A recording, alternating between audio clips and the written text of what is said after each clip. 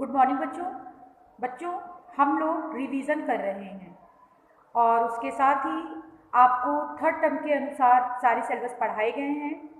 बच्चों, आज हम लोग जो है अपने प्रश्न पत्र पर चर्चा करेंगे। तो जैसा कि आपने सेकेंड टर्म में एग्ज़ाम दिया है तो आप प्रश्न पत्र से भली भांति परिचित हैं। प्रश्न पत्र में आपका अपठित गद्यांश होगा, पत्र होगा आपका, पत्र में औपचारिक और अनौपचारिक दोनों पत्र आपके एग्जाम में आ रहे हैं। तो आपको दोनों पत्र की तैयारी करनी है। दोनों पत्र का प्रारूप आपको बताया जा चुका है और ये मैं पहले भी डिस्कस कर चुकी हूँ। पत्र के प्रारूप के अनुसार पत्र लिखना है। आपकी पुस्तक में जो पत्र सॉल्व है आप उसे अच्छे से पढ़िएगा और उसके साथ जो अभ्यास में दिया गया है उसे भी तैयार करिएगा। पत्र कहीं से कुछ भी पूछा जा सकता है। पत्र में आपका ऑप्शन भी होगा, औपचारिक और अनौपचारिक दो पत्र आ रहे हैं, दोनों तैयार करिएगा। दोनों में से कुछ भी पूछा जा सकता है। तो ये तो रही बात पत्र की, ये मैं पहले भी बता चुकी हूँ। उसके साथ विज्ञापन है। तो जब भी आप विज्ञापन बनाएंगे, जब भी विज्ञापन करेंगे, विज्ञापन के बारे में भी आपको बताया गया है, तो उसे कलर जरूर करिएगा। कलर करने पे अच्छे मार्क्स मिलते हैं। और जो भी प्रश्न पत्र आप करिएगा, आंसर जो आप लिखेंगे उसको साफ सुथरा और सही लिखिएगा। कोशिश करिएगा कि क्वेश्चंस के प्रश्नों के उत्तर को आप सीक्वेंस में लिखें। और उसके साथ ही बच्चों जो आपके शब्द भेद वाले पार्ट हैं, जैसे पर्यायवाची, अनेकार्थी, एकार्थक, इन सारे शब्दों को जो आपके थर्ड टर्म में मेंशन है बस आपको उसे ही पढ़ना है। इसके बारे में भी आपको पहले बताया जा चुका है। पर्यायवाची, अनेकार्थक, एकार्थक, अनेक शब्दों के लिए एक शब्द, विलोम, श्रुति समभिन्नार्थक शब्द, समूहवाची शब्द और लोकोक्तियां, ये सारे जो शब्द भेद हैं जो थर्ड टर्म में मेंशन है वो ही आप पढ़ेंगे। आपके पास सिलेबस है, आप भी सिलेबस देखिएगा और उसके अनुसार ही पढ़िएगा और सिलेबस के अनुसार ही आपको बताया भी गया है। उसके साथ बच्चों एक चीज़ और है, पर्यायवाची जब आप पढ़ते हैं कम से कम 3 तो आप याद ही करिएगा, कम से कम 3 पर्यायवाची। और जो आपकी पुस्तक में पर्यायवाची दी गई है बहुत सारी आपको पहले से भी याद होंगी। पर्यायवाची आप अपने अनुसार अंडरलाइन करिए। कुछ शब्द आपको पहले से याद होते हैं, कुछ आपको शब्द नए देखने को मिलते हैं। तो जो आपको याद है वो तो याद ही है, जो नहीं याद है उसको आप अंडरलाइन करिए, उसे याद करिए।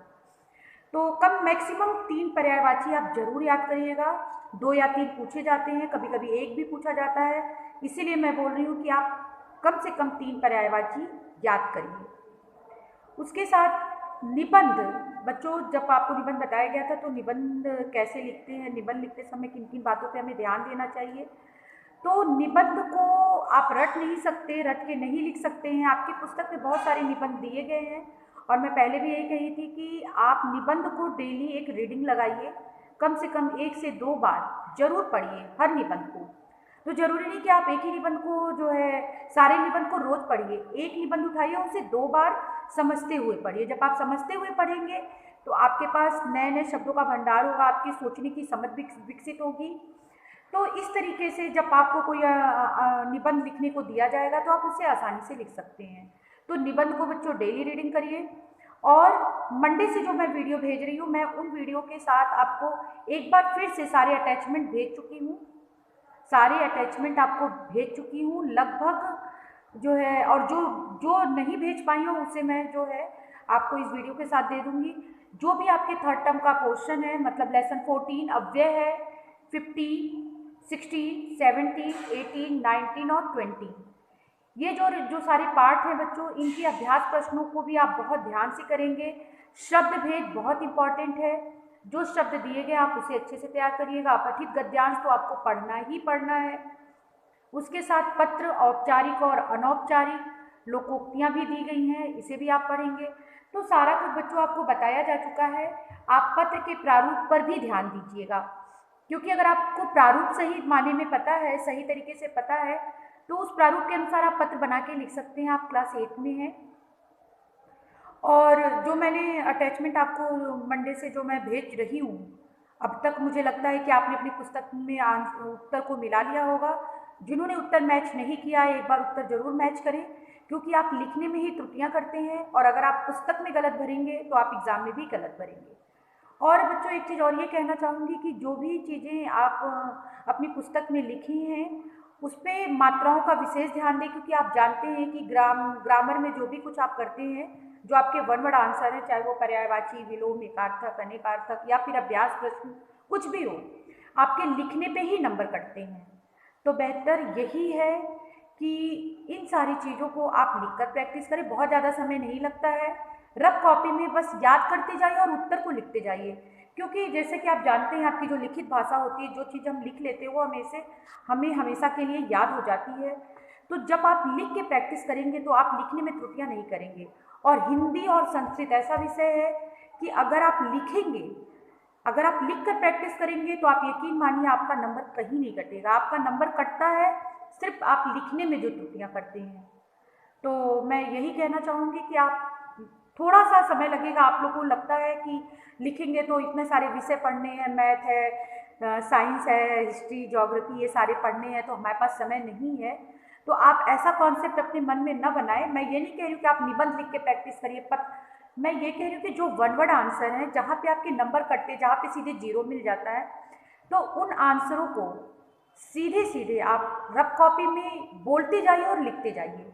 तो जब आप बोल बोल कर लिखेंगे तो वो चीज़ हमेशा के लिए याद हो जाएगी बच्चों। और मैं सारा कुछ पढ़ा चुकी हूँ। अगर आपको अभी भी लगता है कि कोई चीज़ नहीं पढ़ाई गई या फिर आपके सिलेबस के अनुसार कोई चीज़ें छूट गई हैं, तो आप प्लीज़ मुझे समय रहते ज़रूर बताइएगा, क्योंकि एग्ज़ाम के समय फिर आपके लिए समस्या का विषय होगा ये। तो अगर आपको लगता है कि अभी भी आपका कुछ छूटा है जो मैं नहीं पढ़ा पाई, या फिर जो है आपके सिलेबस में दिया गया है हम लोग उसे नहीं पढ़े, अगर ऐसा कोई भी समस्या होती है बच्चों, तो आप मुझे पर्सनल कॉल कर सकते हैं या पर्सनल मैसेज कर सकते हैं। ग्रुप में करने की ज़रूरत नहीं है।